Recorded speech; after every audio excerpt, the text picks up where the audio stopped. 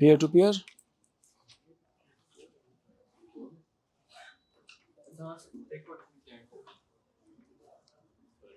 ये चला दो, वो दोनों बंद कर दो। क्लाइंट्स पीयर टू पीयर पढ़ लिया था, वर्कशीट थी कोई हुई?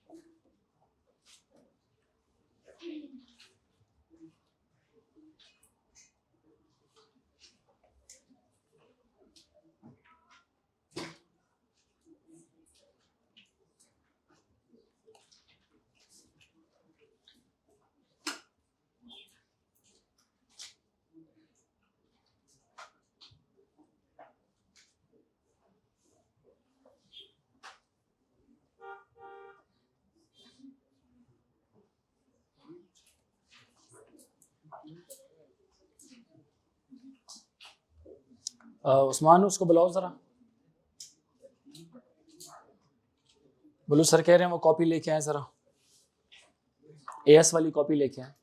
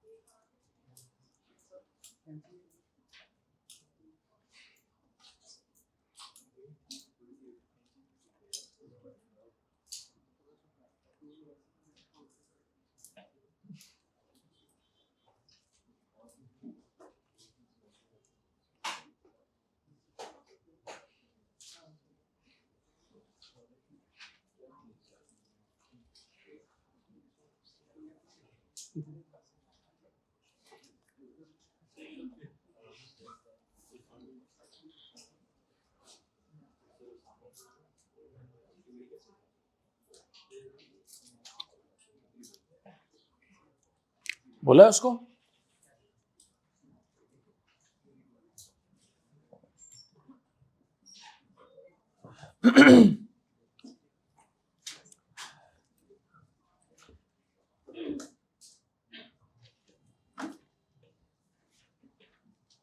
अच्छा, लास्ट क्लास में हम लोग कह रहे थे क्लाइंट सर्वर नेटवर्क मॉडल, ये हमने कर लिया था।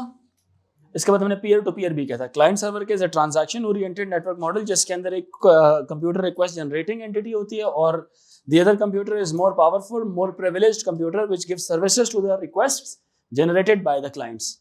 क्लाइंट्स हमारे एंड सिस्टम्स को बोलते हैं, हमारे जो कंप्यूटर्स होते हैं उनको क्लाइंट्स बोला जाता है, जो एक सर्वर से एक क्वेश्चन या क्वेरी प्रोसेस करवाने के लिए क्वेरी पूछते हैं और सर्वर क्या करता है, उनके रिप्लाई के अंदर उनको आंसर बैक कर रहा होता है।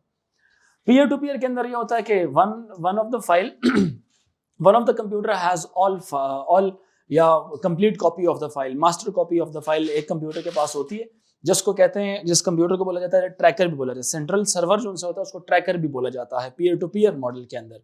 ठीक है, जितने भी कंप्यूटर्स आपस में एक दूसरे के साथ कनेक्ट हुए होते हैं वो part of the file that they already have, they share it among their peers. अपने जो कंप्यूटर्स होते हैं उनके अंदर वो चीज को शेयर कर रही होती है।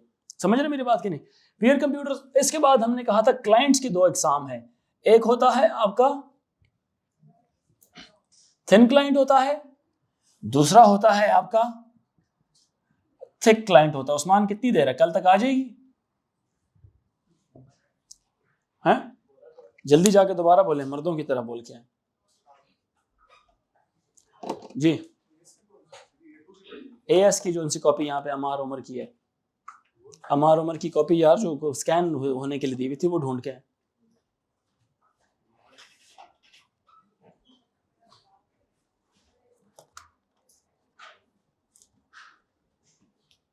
अच्छा, मैंने थोड़ा सा फर्क बताया था इन दोनों का, थिन क्लाइंट का और थिक क्लाइंट का। थिक क्लाइंट क्या करता है कि समटाइम्स कह लें कि पूरी जो एप्लीकेशन होती है वो सर्वर ने जो प्रोवाइड की हुई होती है उसको खुद इस्तेमाल करता है, या समटाइम डाउनलोड करके उसको खुद ही यूज़ करने लग जाता है। मोर प्रोसेसिंग आपके क्लाइंट के ऊपर होती है, कम प्रोसेसिंग जो उनसी है ना वो सर्वर के ऊपर हो रही होती है। थिन क्लाइंट के अंदर क्या होता है कि जो एप्लीकेशन होती है वो सर्वर के ऊपर रन कर रही होती है, क्लाइंट सिर्फ उसको इस्तेमाल कर रहा होता है। ठीक है, तो अब लिख लें, thin client is the one which chooses an application to run on the server, chooses an application to run on the server, ये सर्वर पे रन कर रही होती है। ठीक है, आसान अल्फाज में बोले तो लेस पावरफुल कंप्यूटर, इसकी प्रोसेसिंग पावर थोड़ी कम होती है। थिक क्लाइंट की जो उनसी ना प्रोसेसिंग पावर थोड़ी अपनी ज्यादा होती है, इसलिए ये अपने ऊपर बर्डन बर्दाश्त कर सकता है। ठीक है, and it sends input data to the server, sends input data to the server, sends input data to the server when requested by the application,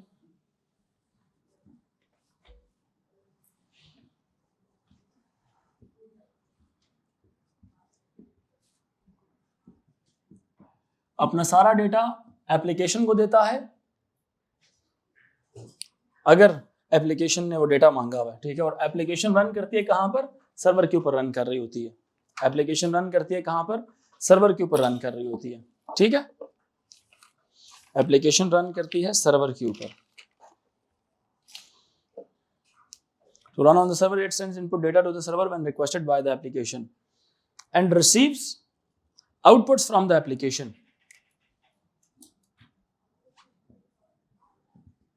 And receives output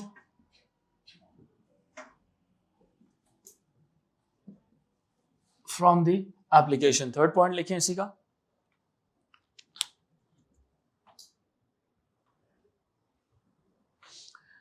समझ आ रही है थिन क्लाइंट की कि नहीं?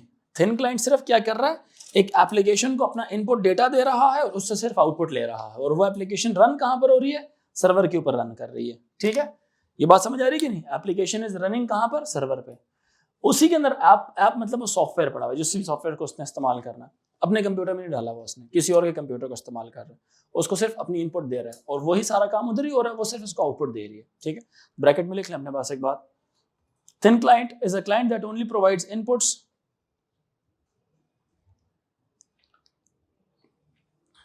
ब्रैकेट में लिख लें अपने पास बात, thin client is the one which only provides inputs, thin client is the one which only provides, जल्दी करें, thin client is the one which only provides inputs, thin client is the one which only provides inputs and receive outputs from the application, and receives output from the application, and receives outputs from the application present on the server. Application क्या होगी, इसकी application मतलब practical usage कहां पे होगा, किसी भी उस जगह पे प्रैक्टिकली ये इस्तेमाल हो सकता है जहां पे डेटाबेसेस वगैरह मौजूद हों सर्वर के ऊपर और क्लाइंट ने सिर्फ उन डेटाबेसेस को यूज करना हो। ह्यूज अमाउंट ऑफ डेटाबेसेस हों जिसमें क्लाइंट सिर्फ एक क्वेरी उसको दे और वो जो सर्वर है वो उस क्वेरी को प्रोसेस करके उसको रिस्पेक्टिव आंसर्स रिप्लाई बैक करे। ठीक है, सो लिख लें अपने पास, it is used where server stores databases, used it is used where server stores databases stores. क्यों? डेटाबेसेस असल में बहुत ही हैवी अमाउंट ऑफ डेटा होता है, डेटाबेसेस को स्टोर करता है। Used where server stores databases and client accesses it. Client उसको एक्सेस कर रहा होता है, और एक वक्त में एक क्लाइंट भी नहीं होता, बहुत सारे क्लाइंट्स होते हैं, ठीक है। बजाय इसके कि आप पूरा डेटाबेस अपने कंप्यूटर में इंस्टॉल करें और उसको अंदर एक सर्च क्वेरी आप लगाएं, आप सर्वर के ऊपर ही आप डेटाबेसेस को रखें, उस पर एक एप्लीकेशन उसने दी होगी, आप सिर्फ उस ऐप को यूज़ करें बस, ठीक है। आपका कोई काम नहीं है कि सर्वर की जितना भी डेटाबेस आप पूरा अपने कंप्यूटर में इंस्टॉल करना, उसके सॉफ्टवेयर अपने पास इंस्टॉल करना और फिर उसको यूज़ करना। अच्छी खासी पावर आपकी कंज्यूम हो जाएगी, उसके अंदर प्रोसेसिंग पावर कंज्यूम हो जाएगी, ठीक है। Server stores some web applications and online gaming होती है, वो भी इसी तरह से होती है कि नहीं। ऑनलाइन गेमिंग जो सी होती है वो भी थिन क्लाइंट के जरिए होती है, जो आप लोग अपनी जितना बर्डन है वो सर्वर्स बर्दाश्त कर रहे होते हैं, ठीक है। सर्वर्स पीछे सपोर्ट दे रहे होते हैं। क्लाइंट का कंप्यूटर समटाइम इतना पावरफुल नहीं होता, इतने ग्राफिक कार्ड उसके पास नहीं होते कि वो उस कंप्यूटर को या उसके जो ऑनलाइन सर्विसेज हैं उसको वो कर सके, फुलफिल कर सके, ठीक है। तो लिख लें, server stores some web applications, server stores some web applications, stores some web applications, servers stores some web application and supplies, servers stores some applications and supplies, servers stores some applications and supplies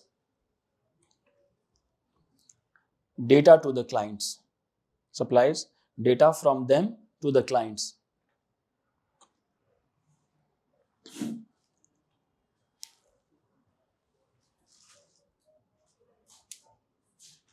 Thick client क्या होगा? It is the one in which it chooses an application provided by the server. Server ने जो application दी होती है उसको खुद ही इस्तेमाल कर रहा होता है, अपने कंप्यूटर पर यूज कर रहा होता है उसको, ठीक है। समटाइम डाउनलोड कर लेता है और उसको फिर यूज करता है। लिख लें, it is the one that chooses N application provided by the server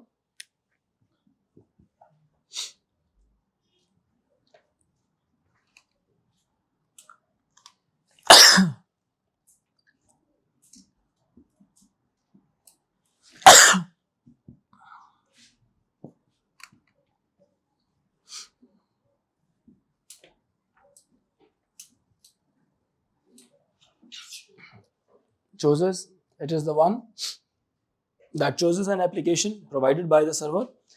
Thick client possibly carries out some processing before running. Thick client possibly carries out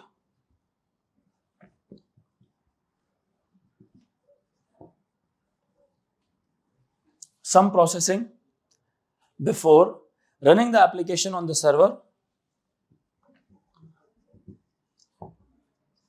Before running the application on the server, and also possibly thick client possibly carries out some processing before running the application on the server. Server पर application run करने से पहले खुद थोड़ा बहुत कर देता है, मतलब उसको बने बनाई चीजें देता है, और जब सर्वर उसको आउटपुट देता है वो आउटपुट भी प्रॉपरली फॉर्म या प्रेजेंटेबल फॉर्म में नहीं होती, वो भी थोड़ी सी रैंडम फॉर्म में होती है। उसको भी सर्वर से जब दोबारा क्लाइंट अपने पास रिसीव करता है तो क्लाइंट फिर थोड़ी सी प्रोसेसिंग अप्लाई करता है ताकि यूजर को दिखा सके। तो यूं समझ लें कि डिवाइड हो चुका है बर्डन, कुछ प्रोसेसिंग सर्वर कर रहा है और कुछ जो है ना आपका क्लाइंट कर रहा है।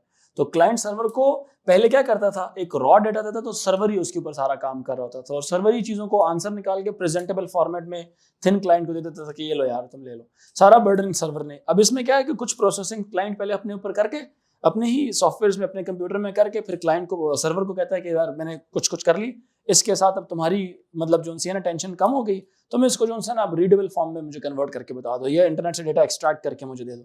तो जब इंटरनेट से डेटा देता ना दोबारा क्लाइंट को देता, तो डायरेक्ट प्रेजेंटेबल फॉर्म में नहीं देता, वो भी नॉन प्रेजेंटेबल फॉर्म में होता है। स्टिल जो है ना आउटपुट पे भी आके कुछ प्रोसेसिंग जो है ना वो थिक क्लाइंट इस्तेमाल कर रहा होता है।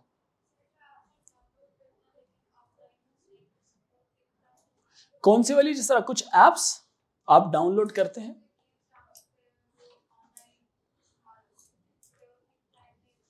इसके उसके लिए तो फिर सर्वर की जरूरत पड़ती है ना। वो डिपेंड करता है कि उस सर्वर ने प्रिविलेजेस कौन सी दी हुई है आपको, अपने पे बर्डन बर्दाश्त कर रहा है या आपके ऊपर कर रहा है। अगर पेड है तो वो सर्विसेज, लेट से अनपेड है तो कभी भी कोई सर्वर अपने ऊपर बर्डन बर्दाश्त नहीं करेगा, बोलेगा आप ही करें, मैं क्यों करूं।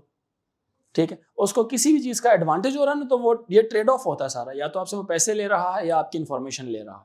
ठीक है, तो उसकी बेस के ऊपर इन्फॉर्मेशन बहुत ही सेंसिटिव है, तो बर्डन खुद के ऊपर बर्दाश्त करने के लिए भी तैयार है। आप सिर्फ उससे कनेक्ट होने का वो कोई तरीका कार करें। समझ आ रही है कि नहीं? इंटरनेट पे कोई भी चीज़ अवेलेबल है तो वो फ्री नहीं है, याद रखें, उसके कोई ना कोई कॉस्ट होती है। ठीक है, तो कॉस्ट क्या होती है? एसेट्स की सूरत में होती है। जो डेटा होता है आपका वो एसेट होता है, क्योंकि उसको सेल किया जाता है बाद में। ठीक है, सो हमने क्या लिखा है इसका? Possibly carries out some processing before running the application on the server, and ये भी लिख लें, and also after receiving output from the application, and also after receiving output from the application, from the server, sorry, from the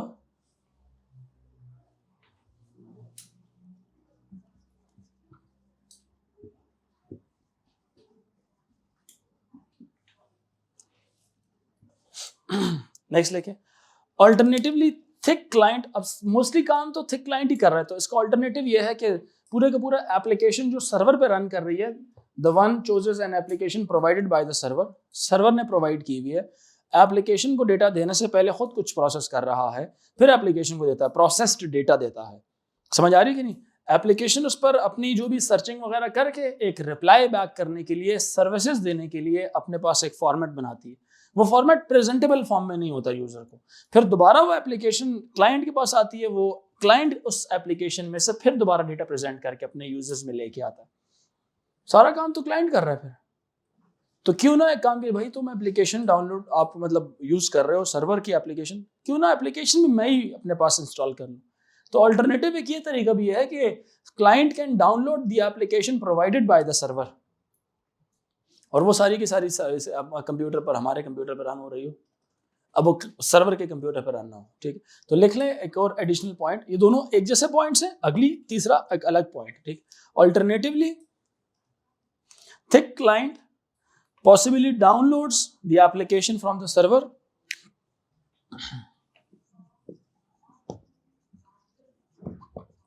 alternatively thick client downloads application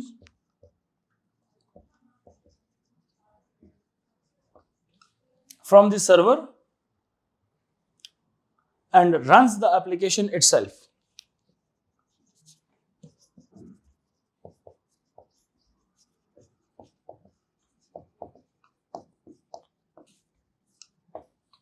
And runs the application itself. तो generally हम ये कह सकते हैं कि नहीं, at least some of the processing is done by the client itself. कुछ processing client लाजमी करेगा, वो थिक हो जाएगा। जब सारी की सारी दूसरे पे, all processing on the server, इसमें क्या होगा? All processing is done on server. कैसे? Via applications provided by the server, जो एप्स प्रोवाइड की होती है सर्वर ने, उनके जरिए। ठीक है, अच्छा, next very important topic is file sharing. समझ आ गई थी? बिट टॉरेंट वाली, पीयर टू पीयर डन हो गया था वो। अब अगला टॉपिक है टोपोलॉजीज का। Next topic is network topology. कौन सी जी?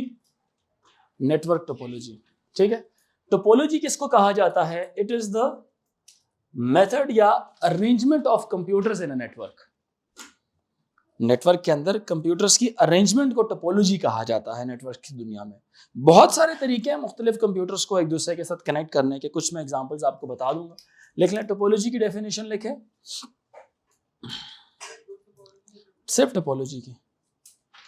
टोपोलॉजी की बात लिखें, arrangement of nodes in a communication network. Topology का मतलब होता है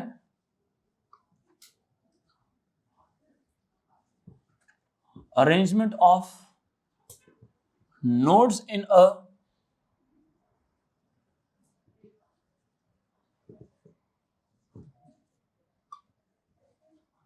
communication network. There are different type of topologies. हमारी गलबन 5 हैं शायद।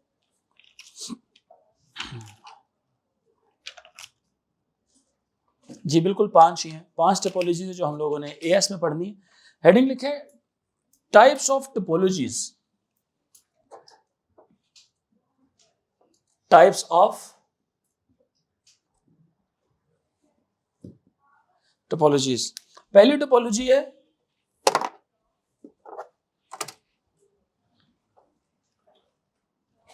Point to point. पहली टोपोलॉजी है point to point topology.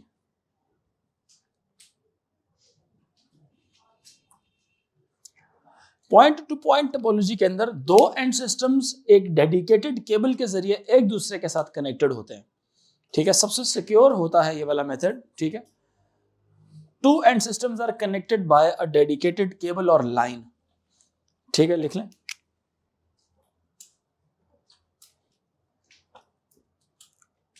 To end systems are connected through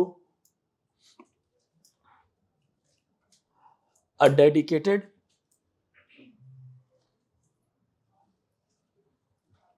connection wire या चैनल।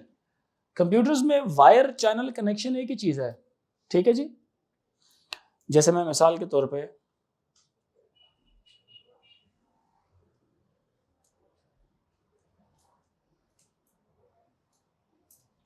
अब्दुल्ला ये क्या है और ये पूरा क्या है? हाँ लैपटॉप की एक डायग्राम से बनाई हुई। ठीक है, इतनी अच्छी नहीं है लेकिन गुजारा चल जाएगा। हाय हाय,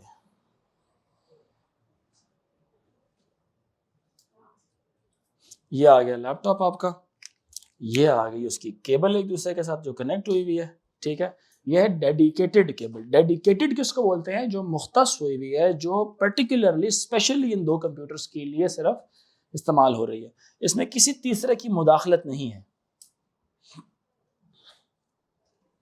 दिस इज डेडिकेटेड वायर या चैनल कहा जा सकता है इसको। ठीक है जी, नहीं इथरनेट तो केबल है ना, केबल तो इस्तेमाल हो सकती है, लेकिन इथरनेट का तो कमाल और भी इससे बहुत बड़ा है। वो तो बस टोपोलॉजी के लिए भी इस्तेमाल हो सकती है। ठीक है, वो नेटवर्क केबल है, वो इससे बड़े काम कर सकती है। ये भी इथरनेट भी इस्तेमाल हो सकती है इसके लिए। अच्छा, फिर आती है बस टोपोलॉजी। एक एग्जामिनर की बड़ी फेवरेट टोपोलॉजी है ये, इसका नाम है बस टोपोलॉजी, क्योंकि बस टोपोलॉजी से एसोसिएटेड टॉपिक्स बहुत ज्यादा सारे। बस टोपोलॉजी में क्या होता है कि एक ही केबल होती है, एक वायर होती है, सारे कंप्यूटर्स उस वायर के साथ कनेक्ट हुए होते हैं। एक केबल होती है डेडिकेटेड केबल, इस तरह की नहीं होती, एक शेयर्ड केबल होती है। एक केबल है वो शेयर की जाती है बिटवीन डिफरेंट कंप्यूटर्स। हर कंप्यूटर जो सा है उसी केबल के साथ कनेक्ट हुआ हुआ होता है। समझ आ रही? यू कैन से दैट कि it's the main stream of the data through which the main data travels. Diagrammatically दिखाया जाएगा तो ये इस किस्म की वायर होगी जिसमें यहां पर टू टर्मिनेटर्स इस तरह से ड्रॉ किए जाएंगे। हमेशा लाइन थोड़ी टेढ़ी हो गई है, जितने भी बाकी कंप्यूटर्स हैं वो इसके साथ कनेक्ट हुए हुए होंगे। ये वाला कंप्यूटर भी इसके साथ कनेक्ट हुआ हुआ होगा, डिफरेंट कंप्यूटर्स उसके साथ कनेक्ट हुए हुए होंगे। समझ रहे मेरी बात कि नहीं?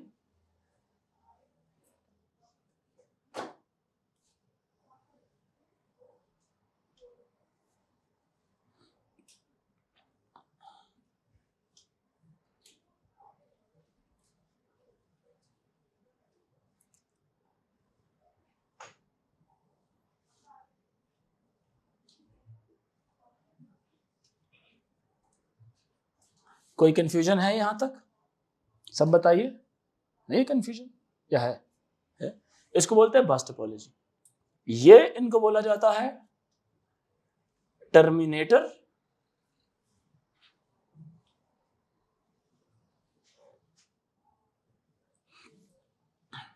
ठीक है।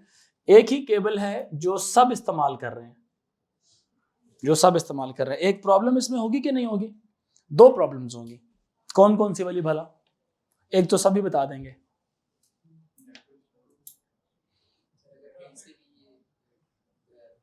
ब्रेकडाउन हो जाए तो नेटवर्क परफॉर्मेंस पूरी की पूरी गई फारिग। दूसरा मसला data privacy issues, data security के इश्यूज होंगे। डेटा सिक्योरिटी या डेटा प्राइवेसी के इश्यूज होंगे।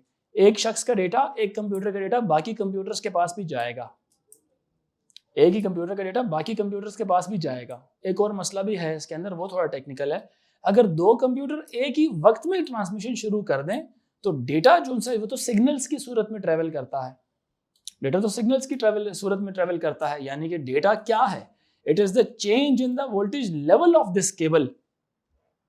तो वो दोनों आपस में क्या कर जाएंगे? कोलाइड करेंगे। मुख्तलिफ कंप्यूटर्स का जब डेटा एक ही वक्त में ट्रेवल किया जा रहा होगा तो जब कोलिजन अगर होगी ना, कोलिजन होगी तो उससे डेटा करप्ट भी हो सकता है। समझ रहे मेरी बात कि नहीं? उसका एक तरीका है, वो थोड़ा बाद में मैं पढ़ाता हूँ। उसको कोलिजन को भी अवॉइड किया जा सकता है, ठीक है, और ये प्राइवेसी के इश्यूज को भी हम एड्रेस कर सकते हैं। तो बस टोपोलॉजी आपने लिख ली, और साथ ही इसके जो सा ना ये शेयर्ड केबल है। This cable is shared cable, you can write it, this is shared cable. इसी की बेस के ऊपर इस टोपोलॉजी इतनी मशहूर हो गई है कि जब भी कभी इस तरह का कभी कोई सिस्टम आता है तो इसको कहा जाता है ये बस टोपोलॉजी है। जब एक ही रिसोर्स बहुत ज़्यादा सारे कंप्यूटर्स इस्तेमाल कर रहे होते हैं तो उसको बस टोपोलॉजी का नाम दिया गया, ठीक है। Bus topology contains one shared link to which all devices are attached. Bus topology contains one shared link to which all devices are attached. Contains one shared link to which all devices are attached.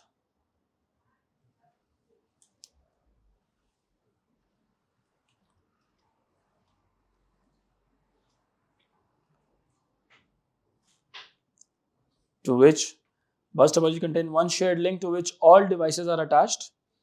अब जो terminators लगाए हुए ना, इसकी भी एक reason है। क्योंकि मैंने क्या कहा था, ये तो एक वायर होती है, उस वायर में से वोल्टेज का जब चेंज आता है मींस के सिग्नल्स आर ट्रेवलिंग, तो डेटा क्या करता है, सिग्नल्स क्या करते हैं, अगर टर्मिनेटर्स ना लगाए हुए होते ना तो वो बाउंस बैक कर रहा होता, वो सिग्नल उसी वायर के अंदर ही रहते, ठीक है। तो टर्मिनेटर्स ये क्या करते हैं, आपके जो सिग्नल्स हैं या you can say that data का बाउंस बैक होने से उसको बचा रहे होते हैं। टर्मिनेटर्स इसलिए लगाए जाते हैं, वन मार्क आता है इसका, why terminators are connected just to avoid the echo back of the data. Echo नहीं होता, जिस तरह आवाज आप किसी पहाड़ी इलाके में जाके आवाज लगाते हो तो आपको आपकी आवाज दोबारा काफी देर तक आ रही होती है। तो एक डेटा जब ट्रांसमिट किया जाता है आपकी इस वायर के अंदर, तो even after going till the end of the wire, वो स्टिल वायर के अंदर ही रहेगा फॉर सम टाइम। तो उसको न्यूट्रलाइज करने के लिए, अर्थ करने के लिए टर्मिनेटर्स लगाए जाते हैं, ठीक है। तो लिख लें अपने पास, terminators prevent endless echo back of data और सिग्नल्स। टर्मिनेटर्स क्या करते हैं,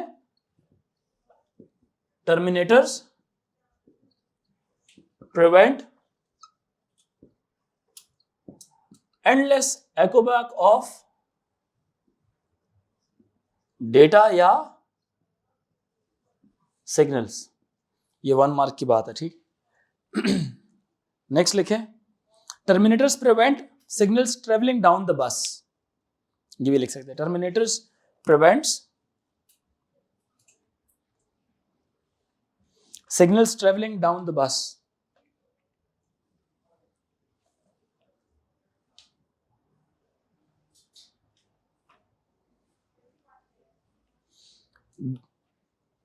इसका मतलब क्या है? बस टोपोलॉजी में क्या होगा?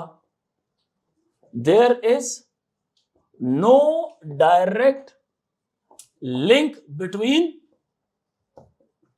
Computers. Yes or no? There is no direct link between computers. Computers क्या इस्तेमाल कर रहे होते हैं? शेयर्ड मीडियम इस्तेमाल कर रहे होते हैं. शेयर्ड का मतलब है जो सबने यूज किया हो. ठीक, समझ रहे हो क्या नहीं? हाँ, समझ आ रही है? All computers use the shared link to transfer या सेंड देयर डेटा. गर्ल्स, मुश्किल है बातें, आसान है? थोड़ी थोड़ी आसान है, मतलब ज्यादा मुश्किल है? समझ आ रही है? समझना जरूरी है. समझ ना आना मुश्किल होता है, समझ आ जाना वो मुश्किल नहीं होता. अब डेफिनेटली आप अगली क्लास में आए हैं तो फिर तो चीजें तो अगली लेवल की तो होंगी. यस, सबको जाएगा, सबको जाएगा. हम रोकेंगे अभी सबको जाने से, थोड़ी देर बाद रोकेंगे. टोपोलॉजी ये कहती है कि अगर इस कंप्यूटर से डेटा आ रहा है वो इधर भी आएगा, इधर को भी जाएगा, इधर भी जाएगा, इधर भी आएगा और इधर को भी जाएगा, इधर भी जाएगा, इधर भी जाएगा, इधर भी जाएगा, इधर भी जाएगा, इधर भी जाएगा और इधर भी जाएगा. अगर टर्मिनेटर ना लगा होता तो इसने वापस आना था, फिर सबको तंग करना था, क्योंकि सिग्नल है. ठीक है बात? इसको थोड़ा टाइम लगता अपने आप को जीरो लेवल पे लाने के लिए, और वो रेजिस्टेंस की वजह से आ ही जाता, लेकिन स्टिल सिग्नल्स तो एको बैक तो कर ही रहा होता बीच में. इस प्रोसेस को खत्म करने के लिए हमें टर्मिनेटर्स लगाने पड़े. जो इधर चला जाए डेटा, ये क्या कर लेगा? उसको अपने पास रोक लेगा. इसका मतलब है कि एंड पॉइंट आ चुका है, अब सिग्नल यहाँ पे आके खत्म हो जाएगा फिर वो वाला. ठीक है? या उस तरफ जा रहा है तो जिसका था उसने ले लिया, जिसका नहीं था उसने खत्म कर लिया. जी मतलब ऐसा तो नहीं हो सकता एंडलेसली. सेंटेंस में कहा जाता है एंडलेस, लेकिन कुछ देर बाद वो रुक जाएगा. लेकिन इवन कुछ देर के लिए भी हो, वो तो एक डिस्टर्बेंस ही कॉज करेगा ना, इंटरफेरेंस कॉज करेगा फॉर द लेजिटिमेट सिग्नल्स जो बाद में आना चाह रहे हैं. क्यों जी? जो बाद के सिग्नल्स हैं उनके लिए प्रॉब्लम क्रिएट करेगा. तो हम सिंगल एको भी अलाउ नहीं करते कि single bouncing back of the data is also not allowed, not permitted. Doesn't make any sense कि मैं आपसे बात करूं तो जस्ट इमेजिन अब आपको मेरी बात एंडलेसली बार बार आती रहे इस कमरे में, एको करती रहे. सो आपको अच्छा लगेगा, मतलब आप एनॉय हो जाएंगे. एनॉय हो जाएंगे, किसी की भी आवाज, बंदा एनॉय हो जाता है. एक दफा भी अगर हो, हल्की सी भी आवाज आए आपको अगर मेरी, तो आप उससे क्या होंगे? तंग होंगे ना. कंप्यूटर्स भी क्या होते हैं? तंग होते हैं. किस तरह से तंग होते हैं? बिकॉज वो डेटा होता है वंस एंड जीरोस, वो डिस्टर्ब कर रहे होते हैं एक्चुअल वंस एंड जीरोस को. जी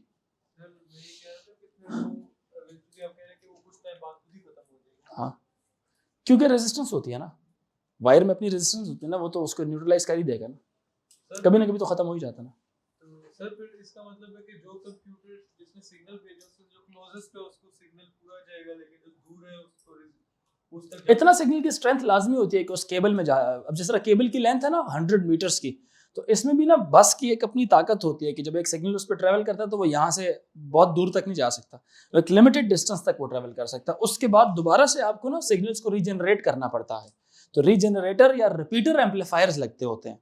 जैसे हम लोग ऑडियो के एम्पलीफायर्स इस्तेमाल करते हैं. जो मेरी इस आवाज़ जो यहाँ से जा रही है, मैं तो बहुत कम ताकत लगा रहा हूँ, वहां तक जाते हुए तो हो सकता है और कम ताकत लग जाए. क्या ख्याल है? वो अपनी प्रोसेसिंग करेगा और एनर्जी कम हो जाएगी कि नहीं होगी? होगी ना कम. तो उस कम एनर्जी वाले सिग्नल को क्या कर रहा है? बहुत सारा प्रोसेसेस इसमें हो रहे हैं. पहले हो रहा है एडीसी. एडीसी समझ आ रही है कि नहीं आ रही? एनालॉग सिग्नल्स जा रहे हैं यहाँ से कंप्यूटर में गए, प्रोसेसर में गए, प्रोसेसर ने इसको किस में कन्वर्ट किया? वंस एंड जीरोस में किया. वंस एंड जीरोस के बाद इसको क्या किया? ट्रांसमिट किया. ट्रांसमिट हुआ, उस डिवाइस ने क्या किया? रिसीव किया. रिसीव करने के बाद वंस एंड जीरोस की फॉर्म में उसने सिग्नल्स रिसीव किए थे. उसमें भी होगी नॉइस भी होगी, यानी कि मैंने सिग्नल अगर भेजा है इसको इस फॉर्म का, इसको कैसा मिला होगा?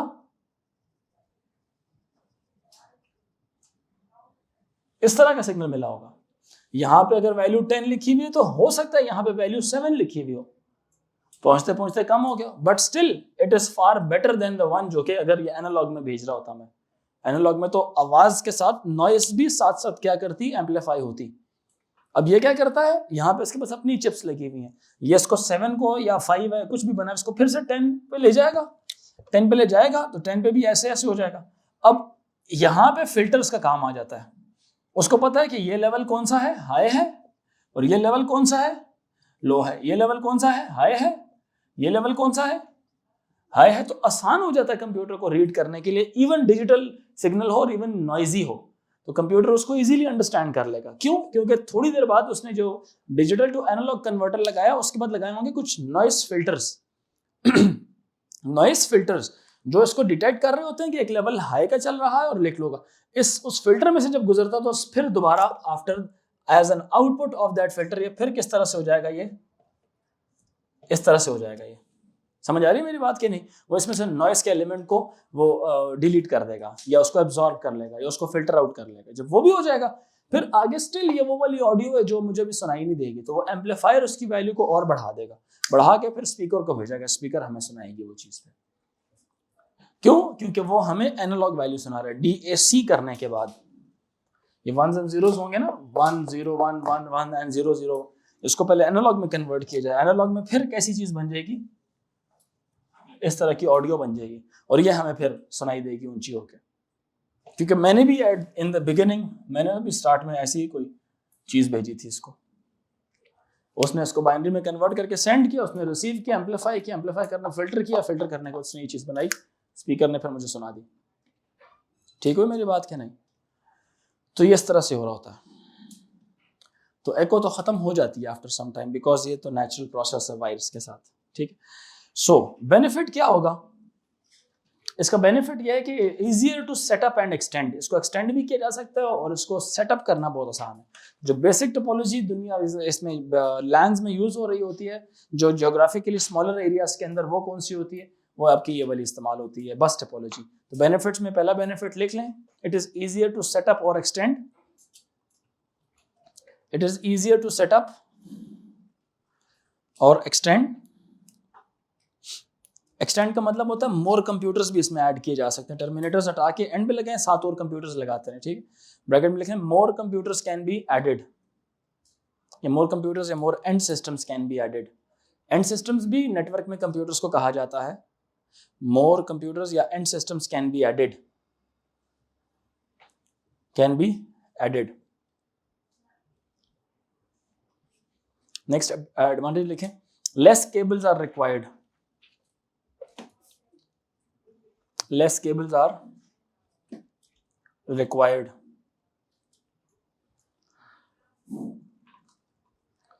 ड्रॉबैक आपने किसी ने बताया था, अगर एक ड्रॉबैक क्या हो सकता है, जो नेटवर्क अगर आपका अगर केबल ब्रेक हो जाए तो पूरे नेटवर्क परफॉर्मेंस की जो है ना वो वाट लग जाती है। यूँ समझ लें ब्रेक डाउन हो जाए, अगर आपका एक केबल आपकी ब्रेक डाउन हो जाए तो पूरी नेटवर्क परफॉर्मेंस डाउन हो जाएगी। ठीक है, सो फर्स्ट ड्रॉबैक लिखें, ड्रॉबैक लिखें first, it work if network cable breaks, if network cable breaks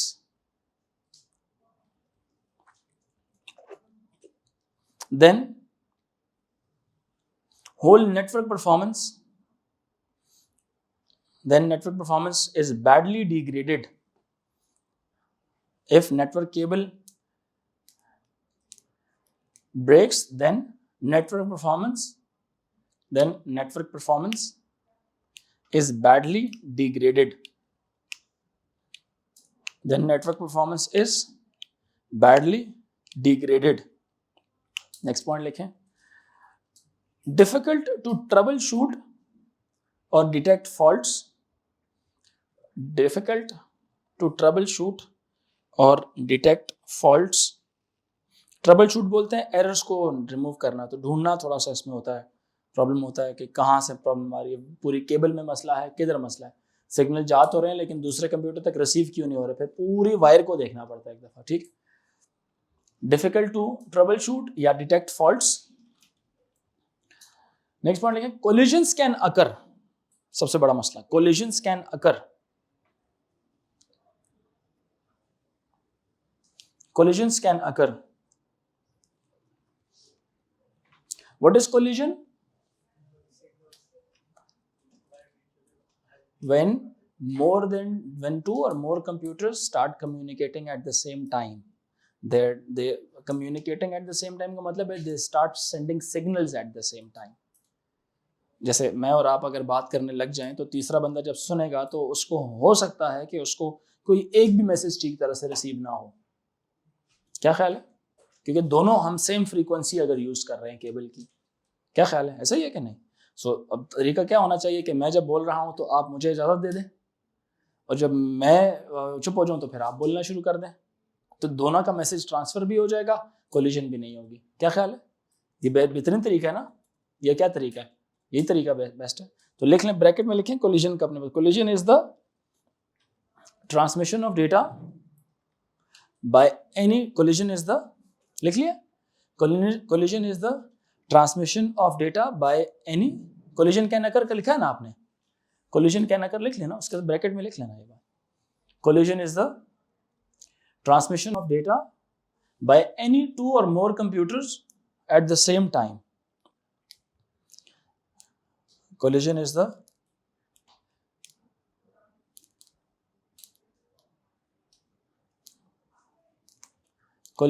transmission of data by any two or more computers या end systems at the same time. ठीक है? नहीं, ईथरनेट केबल होती है. Bus topology की जो cable है ना, लैन के लिए जो इस्तेमाल होती है, ईथरनेट इस्तेमाल होती है. नेक्स्ट लिखें. कितना लिख लिया? अच्छा, कोलिजन्स कैन अकर का लिख लिया. अगला पॉइंट लिखें. It is not suitable for networks with heavy data traffic. It is not suitable for networks with heavy data traffic.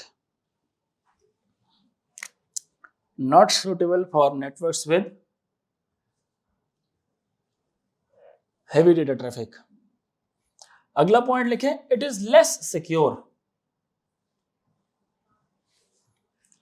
Not suitable for network with heavy data traffic, क्योंकि उसमें collisions तो बहुत ही ज्यादा होंगी, है ना.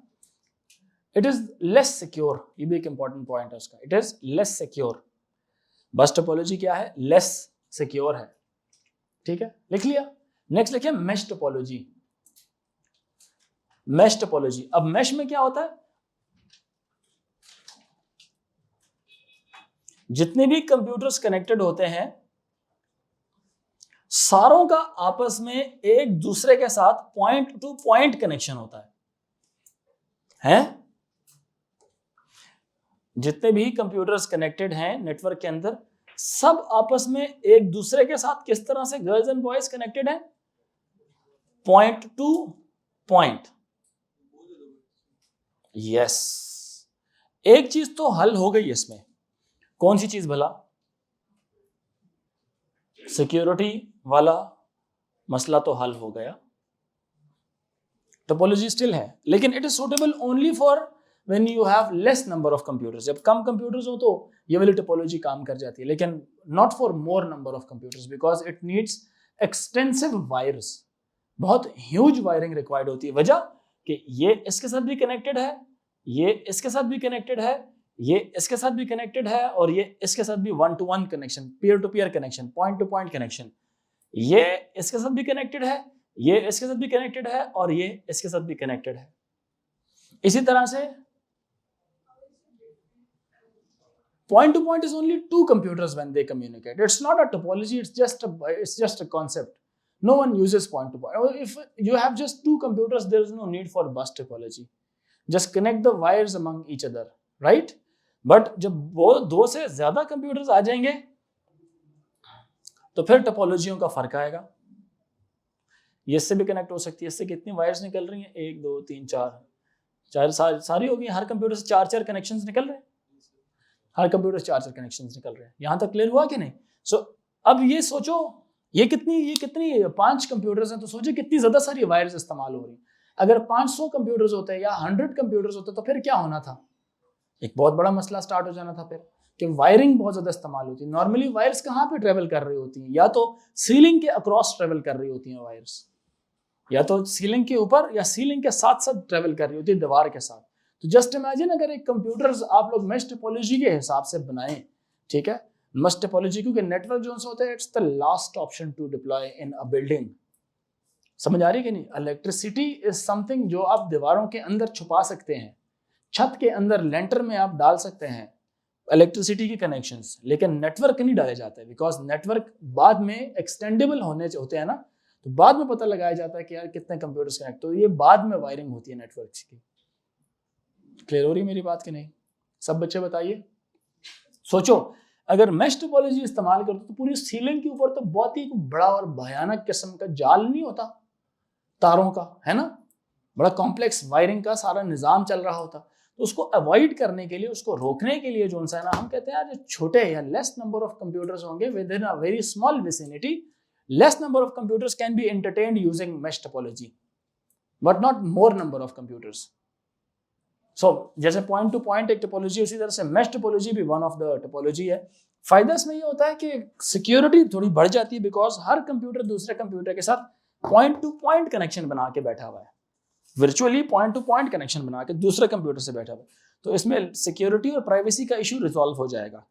इसमें वो वाला इशू भी रिजॉल्व हो जाएगा कि अगर नेटवर्क केबल ब्रेक कर दे तो पूरे सिस्टम की परफॉर्मेंस डाउन हो जाए। नो, पूरे नेटवर्क का डिग्रेड नहीं होगा ना, सिर्फ उन दो कंप्यूटर्स का आपस में कनेक्शन जो उनसे ना डिस्टरप्ट होगा, बाकी हर कंप्यूटर एक दूसरे के साथ कम्युनिकेशन शेयर कर रहे होंगे, सिर्फ वो लिंक खराब होगा जहां पे ब्रेकेजेस आई हैं। जी सर, अगर इतनी ज्यादा वायर्स में किसी एक बार में ब्रेकेज आ जाती है, उसको फाइंड करना और प्रॉब्लम रिजॉल्व करना। हर कंप्यूटर अपने तौर पे एक सिग्नल सेंड करता है, उसको पता होता है कि मेरे साथ 4 कंप्यूटर्स कनेक्टेड है, ठीक है, तो 3 कंप्यूटर्स ने एक्नॉलेजमेंट दी है, चौथे ने नहीं दी। जिसने एक्नॉलेजमेंट नहीं दी इसका मतलब है उसके साथ मसला चल रहा है। 300 कंप्यूटर्स भी हो ना, अगर 300 सिग्नल्स भेजूंगा हर कंप्यूटर से, जहां से एक्नॉलेजमेंट आएगी उधर मसला नहीं है, जहां से नहीं आ रही उधर मसला है। मैं फिजिकली बात करूं, इतनी ज्यादा वायर्स में problem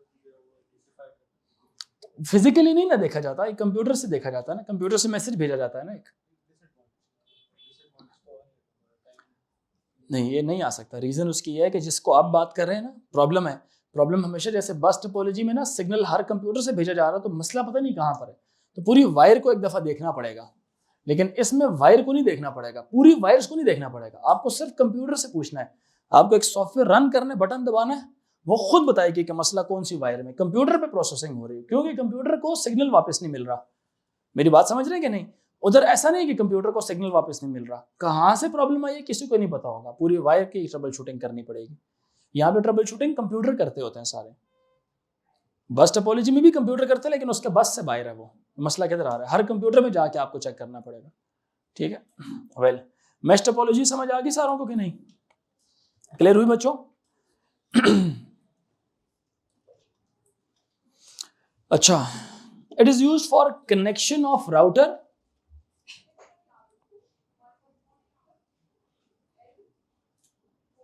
it is used for connection, it is used for connection of router within the infrastructure of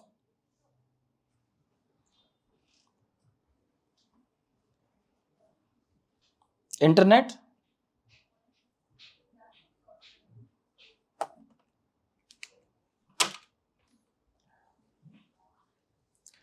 each device is connected directly, each device is connected directly to the other device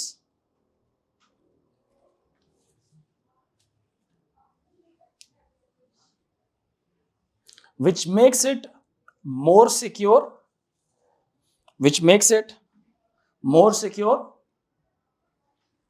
which makes it more secure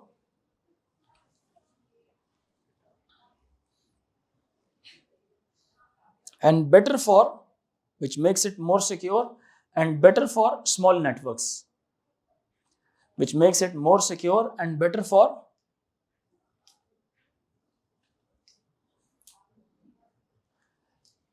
it makes it, which makes it more secure and better for small networks. Since the connections are point to point, since the connections are point to point, so no collisions can occur. Sameer समझ आ रही है? Since the connection is point to point, so no collisions can occur.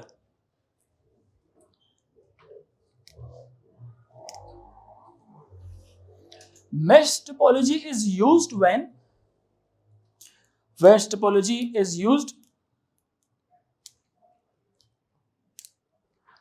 individual LAN switches. Mesh topology is used when individual LAN switches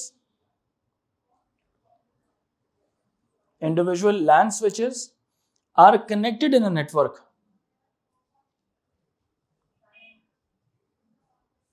Mesh topology is used when individual LAN switches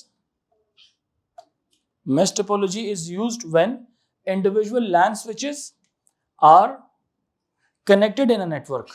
अब ये बात थोड़ी technical है. Mesh topology कहाँ पे इस्तेमाल की जाती है? जब लैन के जो स्विचेस है ना उनको आपस में कनेक्ट करना हो. अभी जो लफ्ज है ना स्विच, ये इतना आसान लफ्ज नहीं है, मतलब इतना कह लें कि कैजुअल लफ्ज नहीं है कि इसको हम बस जाने दें. तो मैंने जो लफ्ज इस्तेमाल किया इसके बारे में थोड़ा सा आपको एक्सप्लेन करता हूँ. आखिरी जुमला पढ़ के बताइए जरा, क्या पढ़ा मैंने? इंडिविजुअल लैन स्विचेस. जब लैन किसको बोलते हैं? लोकल एरिया नेटवर्क को बोला जाता है. अब एक नेटवर्क के अंदर लगे हुए हैं ढेर सारे स्विचेस, मतलब स्विच बोलते हैं एक ऐसी स्मार्ट डिवाइस, जैसे इंटरनेट की स्मार्ट डिवाइस है राउटर. राउटर क्या करती है बताइए? एक पैकेट का रूट डिफाइन करती है इंटरनेट के ऊपर कि कहां से जाएगा और कहां से आएगा. ऐसे ही राउटर रूट से निकला है, क्योंकि रूट डिफाइन करने की या रूट बताने की एक डिवाइस है इंटरनेट के ऊपर. इसके अपने प्रोटोकॉल्स होते हैं. लेकिन नेटवर्क के अंदर जैसे राउटर नेटवर्क इंटरनेट के लिए एक स्मार्ट डिवाइस है, नेटवर्क के लिए जो स्मार्ट डिवाइस है उसका नाम होता है स्विच. वो क्या करता है? जितने भी कंप्यूटर, अब एक और टोपोलॉजी है, इसके बाद अगली टोपोलॉजी का नाम है स्टार टोपोलॉजी. उस स्टार टोपोलॉजी में क्या होता है? एक सेंट्रल डिवाइस होती है. कौन सी डिवाइस होती है? सेंट्रल डिवाइस होती है. हर कंप्यूटर जो नेटवर्क में कनेक्टेड है, नेटवर्क में मौजूद है, वो सारे के सारे सेंट्रल डिवाइस के साथ कनेक्ट होते हैं.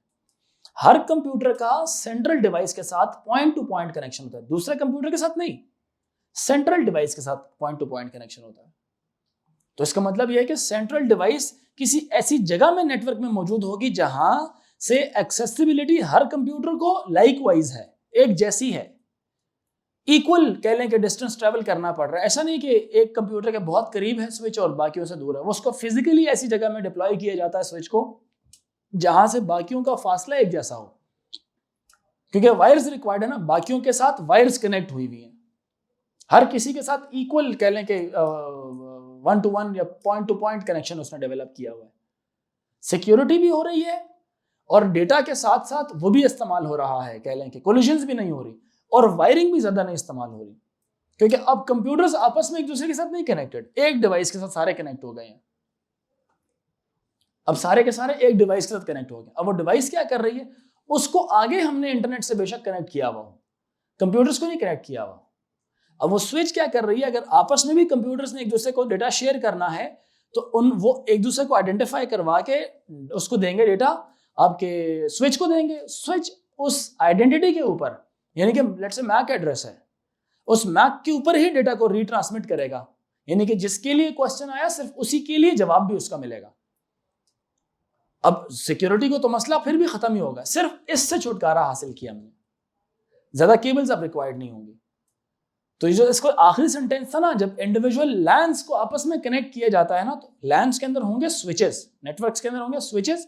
स्विचेस का जो आपस के कनेक्शन है ना, वो मेश टोपोलॉजी की तरह से होता है. हर स्विच ने दूसरे स्विच के साथ कनेक्शन 1 to 1 क्रिएट किया होता है पहले से. रीजन क्या है? क्योंकि हर स्विच के साथ एक नया नेटवर्क है, दूसरे स्विच के साथ भी नेटवर्क है, तीसरे के साथ भी नेटवर्क है, चौथे के साथ भी नेटवर्क है. हर स्विच के साथ एक नेटवर्क कनेक्टेड है, मतलब एक पूरी दुनिया है पीछे उसके. तो हर कंप्यूटर को नहीं कनेक्ट करवा रहा, अपना एक रिप्रेजेंटेटिव दिया है और उस रिप्रेजेंटेटिव को बोला बेहतरीन था ये अगर इसमें वायरिंग के मसले ना आते. मेश टोपोलॉजी सबसे प्रॉब्लमैटिक नहीं था ये, सबसे अच्छा था ये, क्योंकि अगर कुछ खराब होता तो सिर्फ वही लिंक खराब होता, पूरा नेटवर्क चल रहा होता अपने हिसाब से. बात समझ आ रही कि नहीं आ रही? तो हुआ क्या, in one LAN there is only one switch. There can be multiple LANs and multiple LANs can be connected via switches connected together. They will be using mesh topology. But not really, it's not the only. अभी तो मैं आपको 5 पढ़ाऊंगा, इनके अलावा और बहुत सारे हमारे पास मेथड्स हैं जिसके थ्रू आप अपने एक नेटवर्क को डिप्लॉय कर सकते हैं, सेटअप कर सकते हैं. बेसिक्स हम लोग 5 पढ़ रहे हैं. एक में थोड़ा सा बड़ा भी पढ़ा दूंगा, हाइब्रिड भी पढ़ा दूंगा, जिसमें क्या होगा कि star topology is the one that is mostly widely used in a network. When multiple LANs are connected together, they're not computers, but their representatives, their central devices are connected to each other. What could be their central device? The one that is managing that network. It is known as switch. Are you getting the story जो मैं सुना रहा हूँ, आप लोगों को कहानी सुना रहा हूँ, समझ आ रही है कि नहीं आ रही? नेटवर्क को मैनेज करने की जो डिवाइस है उसका नाम है सेंट्रल डिवाइस, जिसको अंग्रेजी में कहा जाता है स्विच. नेटवर्क की दुनिया में क्या कहेंगे हम उसको? स्विच कहेंगे. क्या कहेंगे? स्विच. भूलेंगे तो नहीं ये बात? सब बताइए, भूलेंगे तो नहीं ये बात? हम क्या बोलेंगे उसको? स्विच बोलेंगे. अब सोचिए, ज्यादा सारे नेटवर्क्स हैं, छोटी छोटी लैंड्स हैं, आपस में उन्होंने एक दूसरे के साथ कनेक्ट होना है. क्या सारे कंप्यूटरों को एक दूसरे से कनेक्ट करें या उनके एक एक रिप्रेजेंटेटिव को बोलें तुम लोग कनेक्ट हो जाओ आपस में? एक एक रिप्रेजेंटेटिव को बोल देते हैं. समझ आ रही कि नहीं आ रही? अब उनका एक एक रिप्रेजेंटेटिव कौन है? उनकी सेंट्रल डिवाइस हैं, उन सारों की सेंट्रल डिवाइसेस. और उन सेंट्रल डिवाइसेस के नाम क्या हैं? स्विचेस. तो स्विचेस अब आपस में एक दूसरे के साथ कनेक्ट होंगे. क्लियर हो रही है मेरी बात कि नहीं? ऐसे भी हो सकता है कि उनके जो छोटे छोटे स्विचेस हैं उन सबको, मिसाल के तौर पर 5 स्विचेस हैं, 5 स्विचेस को एक बड़े कह लें कि मोर पावरफुल स्विच के साथ कनेक्ट कर दिया जाए. क्या ख्याल है? या ये किया जा सकता है कि पांचों के पांचों स्विचेस आपस में एक दूसरे के साथ मेश टोपोलॉजी के हिसाब से कनेक्ट कर दिए जाए. कितना ए लेवल्स का स्कोप ये कहता है कि जी आपके जितने भी लैन की इंडिविजुअल स्विचेस हैं उनका आपस में मेश क्रिएट कर दिया जाएगा. मेरी बात अंडरस्टैंड कर रहे हैं कि नहीं? ए लेवल्स का स्कोप क्या है? बिकॉज ए लेवल्स आपको पूरी बात नहीं बताता है, ठीक है? बाजू का तो लिखता है कि it is beyond the scope of this book. समझ आ रही है कि नहीं आ रही? बिकॉज एक सिर्फ एक नेटवर्क बनाने की एक नहीं, इतनी मतलब कितनी कितनी किताबें हैं, कितने कितने रूल्स हैं, कितने कितने तरीके हैं एक नेटवर्क के अंदर सेटअप करने के. क्लियर हो रही मेरी बात क्या नहीं? बिकॉज प्रॉब्लम्स कहाँ पे आती है? डेटा के ऊपर प्रॉब्लम्स आ रही होती है. जब डेटा शेयर करना हो तब मसले आते हैं. क्लियर हो रहा है कि नहीं हो रहा? बात सही है? तो तुझे नींद आ रही है नकम्मे? मेरी क्लास में कितना मक्खन लगाता है ये. अच्छा जी, लिख लिया. It is used for the connection. अच्छा लिख लिया जी. Mesh topology is used when individual LAN switches are connected in a network.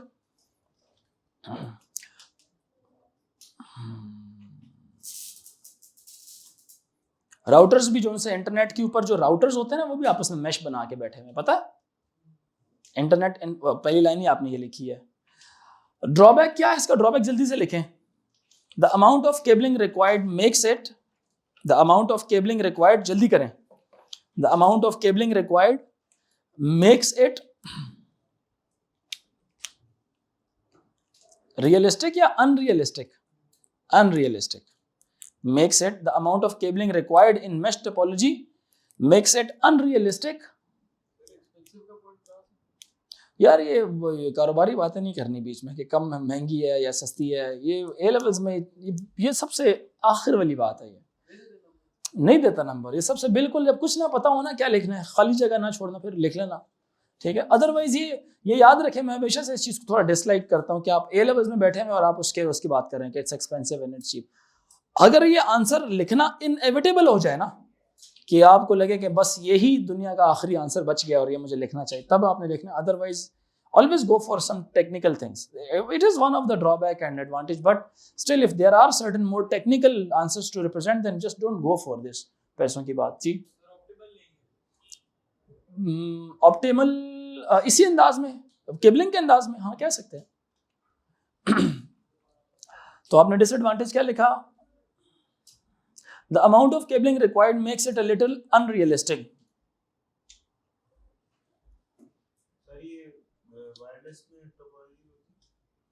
किसमें? हाँ वायरलेस में भी होती है. वायरलेस में भी, तो हम वायर्ड की बातें कर रहे हैं सारी. वायरलेस तो हमारा नहीं है. वायरलेस के अंदर तो दुनिया और भी बड़ी है फिर, ठीक है? हाँ, लिख लो एक बात ये वाली भी, जो माहत नहीं बोल, माहत क्या बोल रहे थे? लिख लें, ये भी लिख लें।